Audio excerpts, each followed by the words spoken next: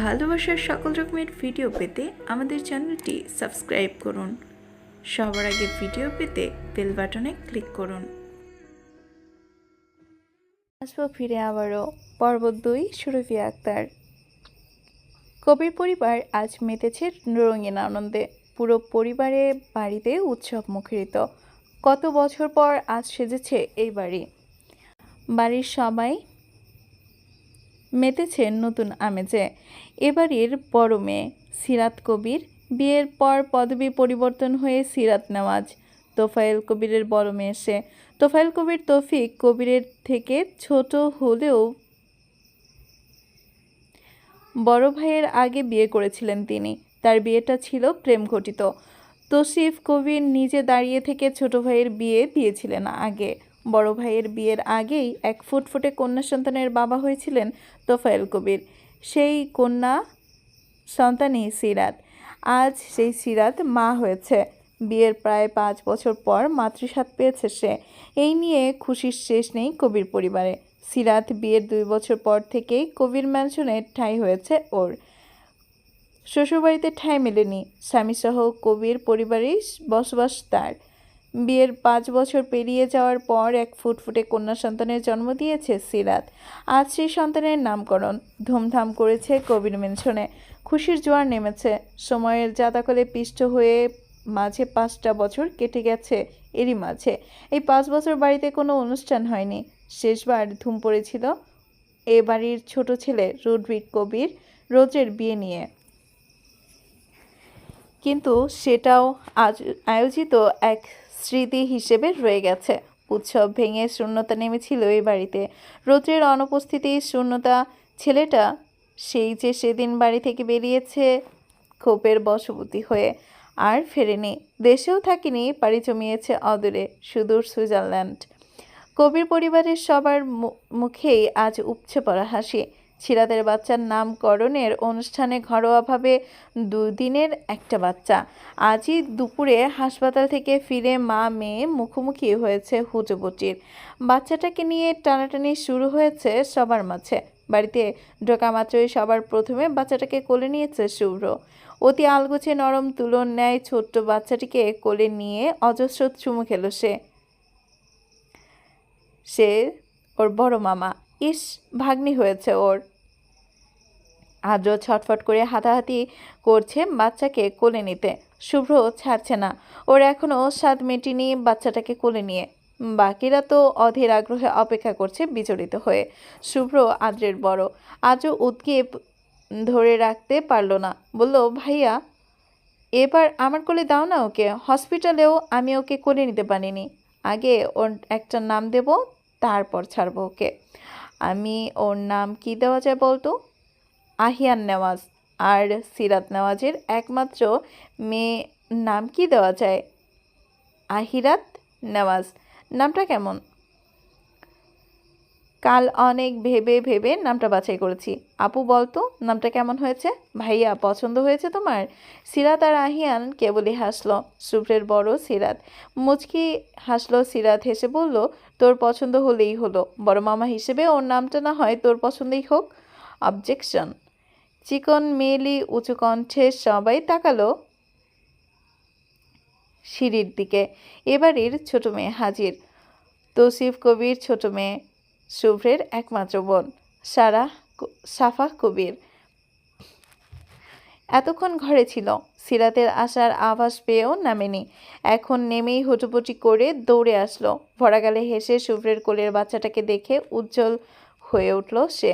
বলল, মাশাল্লাহ আপু, তোমার মেয়ে তো পুরো আমার মতো দেখতে হয়েছে। এসছে গাব্বু। আমাদের আহিয়ান পুরো সিরাত আপুর মতো মিষ্টি হয়েছে। আহিরাত পুরো সিরাত আপুর মতো মিষ্টি হয়েছে, তোর মতো চুনোপুটি হয়নি। শুভ্রের কথায় মুখ ভ্যাংচালো সাফা। ভাইয়া মোটেও আমি চুনোপুটি নই। আরও তো আমার মতো হয়েছে। আর ওর নামটাও আমিই রাখবো। ওর নামটা একমাত্র খালামণি যে নাম রাখবে সেটাই গ্রহণযোগ্য হবে। পুরো 1.5 ঘন্টা ধরে গুগল করে নাম সিলেক্ট করেছি আমি। ওর নাম আলিশা নেওয়াজ। চুপ করবি? আমি ওর নাম যেটা রেখেছি সেটাই হবে।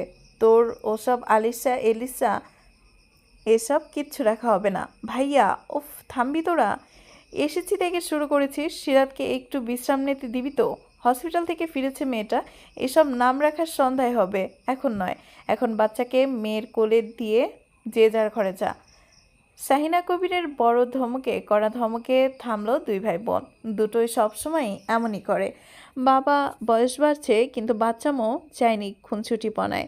তোফাইল কবির আর তৌসিফ কবির সোফায় বসে ওদের কাণ্ড দেখছেন আর মিটমিটিয়ে হাসছেন। রুবিনা কবির ব্যস্ত কিচেনে। শুভ্রের কোল থেকে বাচ্চাটাকে নিজের কোলে নিল আদ্র। অমনি যেন প্রাণ ফিরে পেল সে।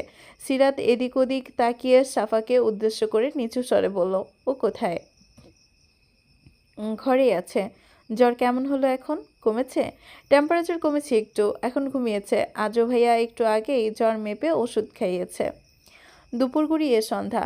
বাড়িতে টুকটাক মেহমান এসেছে। ড্রয়িং রুম মুখরিত। সিরাত বাচ্চাকে কোলে নিয়ে বসে আছে সবার মাঝে। আহিয়ান বারবার তথস্থ হয়ে পরখ করছে মেয়ে বউকে। অনেক সাধনার পর বাবা হয়েছে সে। এই সুখের জন্য কত কি পোহাতে হলো, কত ঝড় ঝাপটা পেরোলো, অবশেষে সে বাবা হয়েছে। রুবিনা কবির আর শাহিনা কবির মেহমানদের আপ্যায়নে ব্যস্ত। ড্রয়িং রুমে অন্য পাশে বাড়ির কর্তাদের আড্ডা বসেছে। আজও বেরিয়েছে বাড়ির বাইরে, হাতে করে অসংখ্য ব্যাগ নিয়ে ফিরল ও।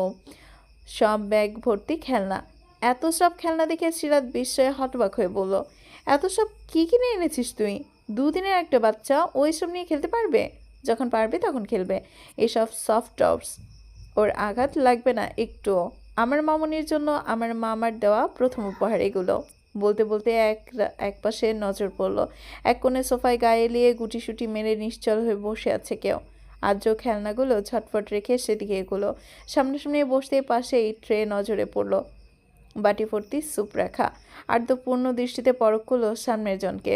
মেয়েটার চোখ মুখ লাল, ফর্সা টকটকে চেহারায় শুকিয়ে গেছে দুদিনের জ্বরে। মুখ মলিন, চোখ দুটো ফোলা ফোলা। আজও বলল মোলায়েম করছে, আমার মেঘবুড়ির কি হয়েছে? জ্বর কমছে তো? তাহলে এখনো এভাবে মনমরা হয়ে বসে আছো কেন? মেয়েটার সামনের মেয়েটা বসে যাওয়া স্বর, মাথা ধরেছে আবার। ভালো লাগছে না কিছু। তোমাকে যা আনতে বলেছিলাম এনেছো? আদ্র সতর্কতা নজরে এপাশ ওপাশ তাকালো। সাফা সিরাতের কোলের বাচ্চার ছবি তুলতে ব্যস্ত। এতক্ষণে হাজারখানিক ছবি তোলা শেষ। আদ্র পকেট থেকে কয়েকটা চকলেট বের করলো, চোখ চুরিয়ে এগিয়ে দিয়ে বলল, টুকটুকির নজরে পড়লে এগুলো একটাও পেটে যাবে না তোর। ওকে আলাদা করে দুটো দিয়ে বাকিগুলো নিজের জন্য রেখে দিস। অতঃপর সুপের বাটির দিকে তাকিয়ে আবার বলল, খাসনি কেন? মুখ দিয়ে তো হয়ে গেছে, কিছু খেতে ইচ্ছে করছে না। এখানে সবার থেকে আলাদা হয়ে বসে আছিস কেন? বাবুর কাছে যা। না না, যদি আমার থেকে ইনফেকশন হয়ে যায়? মাঝে মাঝে এমন বোকার মতো কথা বলিস, তোর থেকে ইনফেকশন হবে কেন ওর? কথাটা একটু ঝরে বলল। সিরাতের কানে পৌঁছেছে। সিরাতের গলা উঁচু করে বলল, আর বলিস না। ওকে কখন থেকে আমার কাছে ডাকছি, নিজেও আসছে না, আমাকেও যেতে দিচ্ছে না ওর কাছে। বাবুর কাছেও আসছে না। ওর জ্বর থেকে নাকি বাবুর ইনফেকশন হবে। লজিক শুনেছিস ওর? আজও দুদিকে মাথা নাড়ালো। এই মেয়ে মাঝে মাঝে এমন বাচ্চাদের মতো বোঝে, অথচ সবসময় নিজেকে বিজ্ঞ হিসেবে প্রেজেন্ট করে সবার সামনে, যেন কত কিছু বোঝেও। মেয়েটা উঠে দাঁড়ালো, বলল সবার উদ্দেশ্যে, আমি ঘরে গেলাম, চোখ খুলে রাখতে পারছি না। পা বাড়াতে গেলে শাহিনা কবির গলা বাড়িয়ে বলল, স্যুপ কখন দিয়ে গেছি, খাসনি কেন? খেয়ে যা। মেয়েটা সিঁড়ি বেয়ে উপরে উঠতে উঠতে জবাব দিল ছোট করে, খাবো না মনি। ওদের ভাই বোনের মাঝে ক্যাচাল লেগেছে আবার। বাচ্চার কে নাম রাখবে, কি নাম নিয়ে? শুভ্র আর সাফা তর্কে লেগেছে একে অপরের সাথে। ওদের মাঝে ঢুকিয়েছে আহিয়ানকে। শুভ্র বলছে বাচ্চার নাম রাখা হবে আহিরাত। অন্যদিকে সাফা জিদ্দি হয়ে বসে আছে, বাচ্চার ওর দেওয়া নামটাই রাখা হবে। আহিয়ান ফেসেছে ওদের দুটোর মাঝে। কে বলবে এ দুটোর বয়স এখনো 19, একটার 19, একটার 20। শুভ্র 30-এর কাছাকাছি পৌঁছেছে, অথচ নিজের বোনের সাথে বাচ্চামোর মতো ঝগড়া করে সারাদিন। সাফা চেঁচালো, আম্মু, তোমার ছেলেকে আমার সাথে তর্ক করতে বারণ করো। বাবুর নাম আমিই রাখবো। আমার দেওয়া নামটাই রাখা হবে। কিছুতেই না, বাবুর নাম তো আমিই রাখবো। ভাইয়া, আমি কিন্তু তোমার এই ঝগড়ার কথা সবটা মেহের আপুকে জানিয়ে দিব। এ, তোর মেহের আপু ভয় পাই আমি? ভয় পাও না? আপুর সাথে তোমার বিয়ে ভেঙে দিব আমি। বলবো ছেলে ঝগড়ুটে। ছেলে মেয়ের খামখেয়ালে মেয়েকে থামালেন তৌসিফ কবির। তোমরা দুজন থামবে? সিরাত আর রাহিয়ানকে ঠিক করতে দাও ওদের মেয়ের নাম। তোমাদের ঝগড়া বাড়তে হবে না এই নিয়ে। আদ্র বলল, আচ্ছা তোমরা দুজন থামো, আমি একটা নাম ডিসাইড করে দিয়েছি। আমি বড় মামা, আমি সবার আগে নাম ঠিক করেছি, তাই আমার দেওয়া নামটাই রাখা হবে, তাই না ভাইয়া? শুভ্রের করা শেষের প্রশ্নটা আহিয়ানের উদ্দেশ্যে। আহিয়ান শুধুই মাথা নাড়ল। এতেই তেতে উঠল সাফা। জিজু, আমি ভাইয়ার ফরে তুমি ভাইয়ার ফরে যাচ্ছ কেন? তুমি না আমার পার্টনার? আমার হয়ে দল ভারী করবে তুমি। বাচ্চার নাম আমিই রাখবো, ওর নাম আলিশা নওয়াজ। এটাই ফাইনাল। সাফার কথা শেষ হতে না হতেই মেইন দরজার কাছ থেকে একটা ভরাট পুরুষালী কণ্ঠ ভেসে আসলো। বাচ্চার নাম ঠিক করবো আমি, রুদ্রিক কবির রৌদ্র। আমার দেওয়ার নামটাই সিলেক্ট করা হবে, ওর নাম রাখা হবে রামিশা নওয়াজ। উক্তস্বর কর্ণপাত হওয়া মাত্রই বাড়ির সবাই ধক করে ওঠে, ছ্যাত করে ওঠে। একাধিক জোড়া দৃষ্টি চকিত চায় সদর দরজার দিকে। অমনি আটকে যায় সবার দৃষ্টি। সদর পেরিয়ে বাড়ির ভেতরে প্রবেশ করছে রুদ্রিক কবির রৌদ্র। হাতে বড়সড় একটা লাগেজ, কপালে চুল আশ্রে পড়া, পরনে একখানা কালো শার্ট আর প্যান্ট। শার্টের হাতা গোটানো কোনোই অবধি, কলারের নিচে 3টা বোতাম খোলা, উদম রেশম বক্ষ অনেকটা দৃশ্যমান। রুবিনা কবির ঝাঁকুনি দিয়ে ওঠেন, 2 কদম পিছিয়ে যান তিনি। দীর্ঘ 5 বছর সামনাসামনি ছেলের মুখশ্রী দেখে অবিশ্বাস ঘিরে ধরে তাকে। চোখ ঝাপসা হয়ে আসে তার। তিনি অবিশ্বাসেই অস্পষ্ট উচ্চারণ করেন হাঁসফাঁস করে, রৌদ্র। আজও আর শুভ্র বিড়বিড়িয়ে উচ্চারণ করলো, রুডি।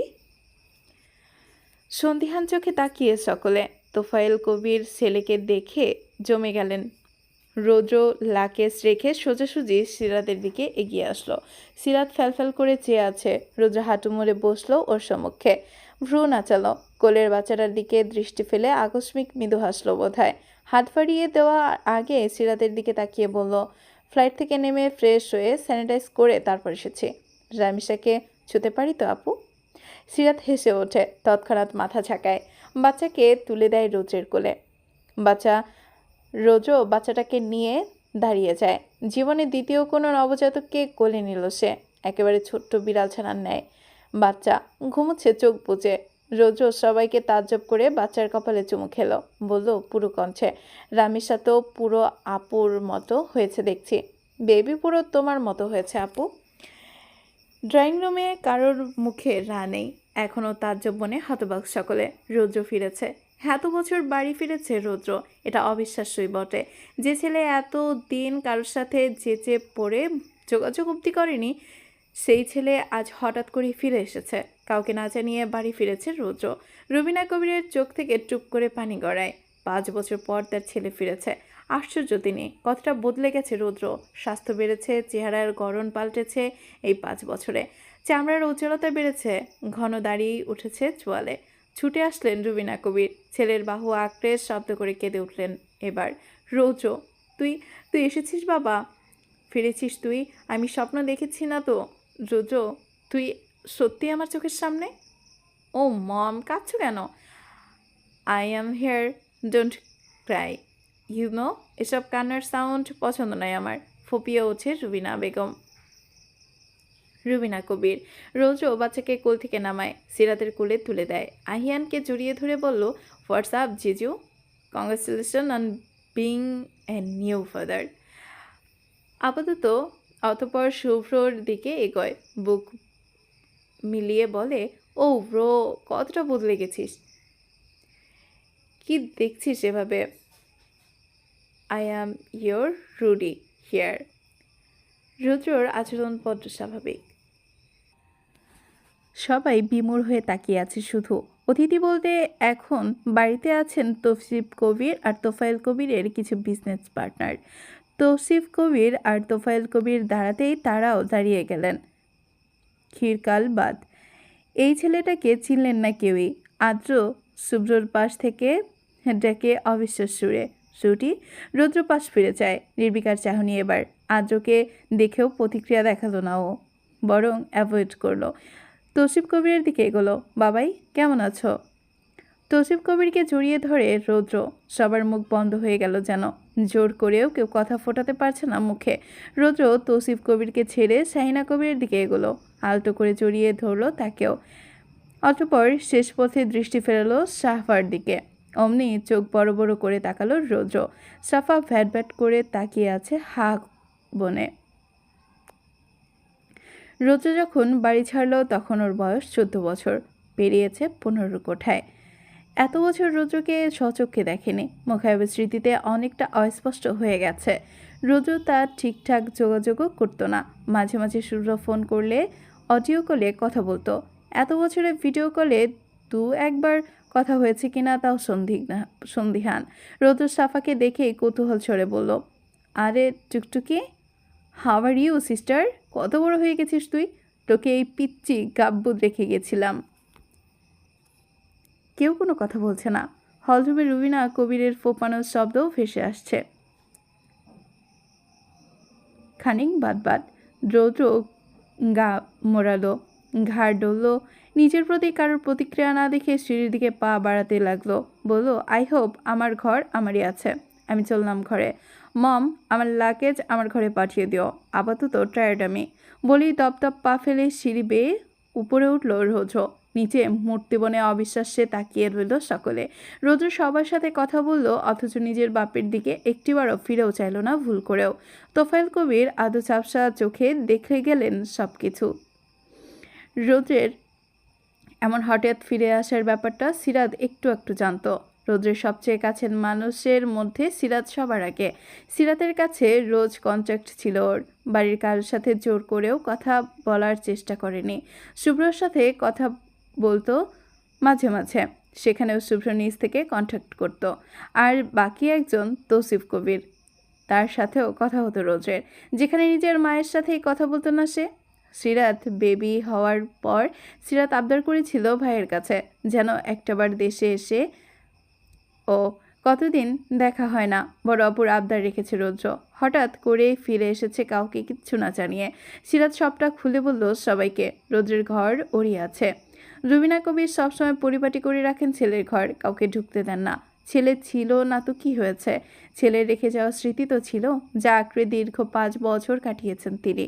বাড়ির সকলের হাস্যোজ্জ্বল মুখে আধার নেমেছে, তবে ভেতরে ভেতরে অত্যাধিক আনন্দিত সকলে। তোফায়েল কবির সেই সন্ধ্যাতেই মুখ বুজে ঘরে উঠেছেন আর নিচে নামেননি। রাতের খাবারেও নিচে নামেননি উনি। রোজও ফিরে ঘুমিয়েছে। রাতের খাবারে সেও নামিনি নিচে। রাত 11টা বাজতে চলল। রুবিনা ট্রেতে করে খাবার সাজিয়ে ছেলের ঘরে ঢুকলেন। সবুজ রঙা ড্রিম লাইট জ্বলছে। সুইচ বোর্ডের হাতলে আলো জ্বালালেন রুবিনা কবির। উবু হয়ে শুয়ে ঘুমাচ্ছে রৌদ্র। পুরোপুরি ঘরে ঢুকতেই মদের গন্ধ ঢক করে ওঠে নাকে বুঝল তার। অমনি মুখ কুঁচকে আসলো। রৌদ্র মদ খেয়েছে এখনও, এই স্বভাব বদলায়নি ওর। বিদেশে এতদিন কি করেছে তা জানা নেই, কেমন ছিল তার ছেলে জানা নেই, কি করে চলেছে ও এত বছর, কিভাবে কাটিয়েছে। রুবিনা কবিরের অন্তঃস্থলে হাজার প্রশ্ন। ঢোক গিলে নাক ছিটকে পা বাড়ালেন তিনি। বিছানার পাশে দাঁড়িয়ে খাবার ট্রে রেখে ডাকলেন ছেলেকে, রৌদ্র, এই রৌদ্র, ওঠ। ঘুমের ঘরে নড়ে চড়ে জবাব দেয় রৌদ্র, মম, ডিস্টার্ব করো না, ঘুমাচ্ছি। ওঠ এখন, কথা আছে তোর সাথে আমার। দ্বিতীয়বার ডাকে উঠে বসে রৌদ্র। গা মুড়িয়ে হাই তোলে, চোখ ঢুলে মায়ের দিকে তাকায়। রুবিনা কবির বসেন ছেলের পাশে। ছলছল চোখে চেয়ে কান্না চেপে বলেন, বদলাসনি তুই এখনো mod? O mom, I am জুডভিট কবির রৌদ্র। আমি কেন বদলাবো? তবে একটু বদলেছি, না বদলালে ফিরে আসতাম না এ বাড়িতে। আমার কথা এত বছরে তোর একটাবারের জন্য মনে পড়েনি? পড়েছে তো, আপুর থেকে সবসময় খোঁজ নিয়েছি তোমার। খোঁজ নিয়েই কাটিয়েছিস, দেখার ইচ্ছে হয়নি আমাকে? হয়েছে, তোমার ছবি ছিল আমার কাছে, সেখানে দেখেছি হাজারবার। রুবিনা কবির বাঘ হারালেন এ মুহূর্তে। কণ্ঠের রুদ্ধতা ঠেলে বললেন, এতদিন ফিরিসনি কেন? ইচ্ছে হয়নি তাই। আবার চলে যাব, জাস্ট 2 সপ্তাহের জন্য এসেছি। রৌদ্র, ইয়েস মম। আবার ফিরবি মানে? তোকে আর কোথাও যেতে দিব না আমি। আমার 2 ছেলে, এক ছেলেতে বুক ভরে না আমার। তোর বিরহ খুব কাঁদায় আমার মাতৃহৃদয়কে। এবার যদি আমাকে ছেড়ে যাস তাহলে এবার মরে যাব আমি। মম, স্টপ দিস। এসব কান্নাকাটি আমার পছন্দ নয়, বিরক্ত লাগে। ফুপিয়ে থামেন রুবিনা কবির। ভেজা চোখে মুছলেন ভেজা স্বরে। কত বছর পর তোকে পেয়েছি, কান্না আটকাবো কি করে? আমি তো তোর মা, আই নো। বারবার দায়সারা জবাব রোজের। রুবিনা কবির বদলেন। তোর বাবার সাথে কথা বললি না একবারও? হোয়াট? কে আমার বাবা? আমার কোনো বাবা নেই। আই অ্যাম রুদ্ভি কবির, রৌদ্র। বাট কবির পরিবারের সন্তান নই। কবির পরিবারের সেই সন্তান মরে গেছে, বলেছিলেন তোফায়েল কবির। সো আমার কোনো বাবা নেই, কারোর সন্তান নই আমি। রৌদ্র। রৌদ্রের জবাব নেই এ বেলায়। বাবার প্রতি পাহাড় সম অভিমান। রুবিনা কবির এই মুহূর্তে ছাড় দিলেন। বললেন, খাবার এনেছি, খাবি না? খাইয়ে দাও, খিদে পেয়েছে।